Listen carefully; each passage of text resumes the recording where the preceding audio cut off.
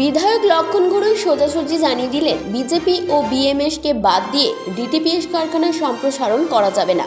বৃহস্পতিবার কার্যত কারখানা কর্তৃপক্ষ সহ শাসক দলের বিরুদ্ধে যুদ্ধ ঘোষণা করেন তিনি। এদিন মায়াবাজারের ডিটিপিএস তাপবিদ্যুৎ কেন্দ্রে শ্রমিক নিয়োগে অস্বচ্ছতার দাবি তুলে ফের একবার আন্দোলন শুরু করে বিএমএস। এর আগেও লাগাতার আন্দোলন চালিয়ে আসছিল বিএমএস। বর্ষপূর্তি ও নববর্ষের কারণে দিন কয়েক আন্দোলন স্থগিত ছিল। পুরনো কারখানা কেটে নেওয়ার জন্য যে শ্রমিক নিয়োগ করা হয়েছে সেই ৮০ জন শ্রমিকই তৃণমূলের লোক। বিএমএসের ১৯ জনের নাম দেওয়া সত্ত্বেও কর্তৃপক্ষ তৃণমূলের কথাতেই শ্রমিকদের কাজে নিচ্ছে। এই নিয়েই বিগত কয়েকদিন ধরেই চলছে বিএমএসের আন্দোলন। এদিন ফের একবার বিক্ষোভ মিছিলের আয়োজন করা হয়। এই মিছিল কারখানার ভেতরে ঢোকার চেষ্টা করতে গেলে পুলিশ আটকায়। পুলিশের সাথে চলে বচসা।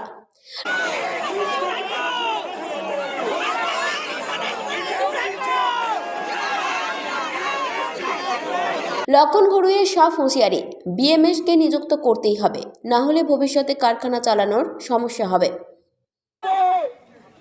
৮০ মাসের কথা চিন্তা না করে ৮০ বছরের কথা ভাবুন। ৮০ বছরের কথা ভাবুন। এই কারখানা চলতে যদি হয় বিজেপি বিএমএস কে বাদ দিয়ে নয়, আগে বলেছি আজকে বলে যাচ্ছি। তাই আজকে আমরা ফিরে যাচ্ছি। আজকে আমরা ওয়ার্নিং দিতে আসছি।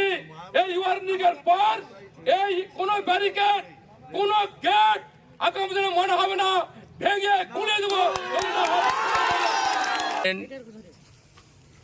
দুর্গাপুর ডিবিসি ডিটিপিএসে দীর্ঘদিন যে কারখানা চলছিল সেই কারখানা পুরনো হওয়ার জন্য, মেশিন পুরনো হওয়ার জন্য, আধুনিকরণ করার জন্য এখানে মোদী সরকার অর্থাৎ কেন্দ্রীয় সরকারের পক্ষ থেকে প্রায় ৮,৫০০ কোটি টাকা ইনভেস্ট হচ্ছে এলাকা ডেভেলপ করার জন্য।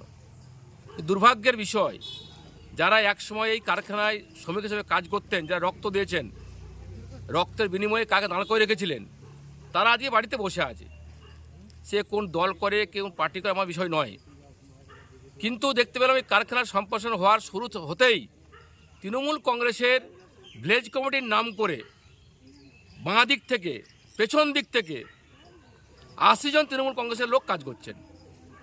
আমাদের দাবি ছিল যে এখানে যারা বিএমএসের শ্রমিক কাজ করতেন, বিজেপি বিএমএস একসাথে করতেন, কাজ করতেন, তারা বসে গেছে। তাদের আমরা ১৯ জনের নাম দিয়েছিলাম। নাম দেওয়ার পরেও কি দীর্ঘদিন চলে যাওয়ার পরেও তাদেরকে নিয়োগ করা হয়নি। বারবার গেছি, কথাবার্তা বলেছি, যিনি কন্ট্রাক্টর পেয়েছে কন্ট্রাক্টর, তার সাথে কথাবার্তা বলেছি, কিন্তু কোনো ফল হয়নি। আমরা ৮-১০ দিন ধরে অবস্থা বিক্ষোভ করছিলাম, কিন্তু বছরের শেষ দিন ১ জানুয়ারি আমরা ৩-৪ দিন আমরা আন্দোলন বন্ধ রেখেছিলাম। আজকে আবার এই আন্দোলন শুরু করছি এবং দুর্গাপুর বিজেপির পক্ষ থেকে বড় করে মিছিল করছি আমরা। উদ্দেশ্য একটাই, কন্ট্রাক্টর, ম্যানেজমেন্ট এবং তৃণমূল কংগ্রেসকে সাবধান করতে চাই, যদি কারখানা চালু করতে চান তাই ৮ মাসের ভবিষ্যৎ না ভেবে ৮০ বছরের কথা ভাবুন।